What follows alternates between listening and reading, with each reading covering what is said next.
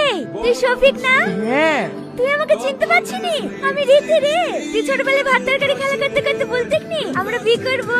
ও তুই কাজেম চাচার মেয়ে রীতি? হ্যাঁ। তুই বিদেশে পড়তে গেছিলেন নি? তুই বিদেশ থেকে কয়বার আসলি? এদিন আজকে বাড়ি আসছি। এটা কে?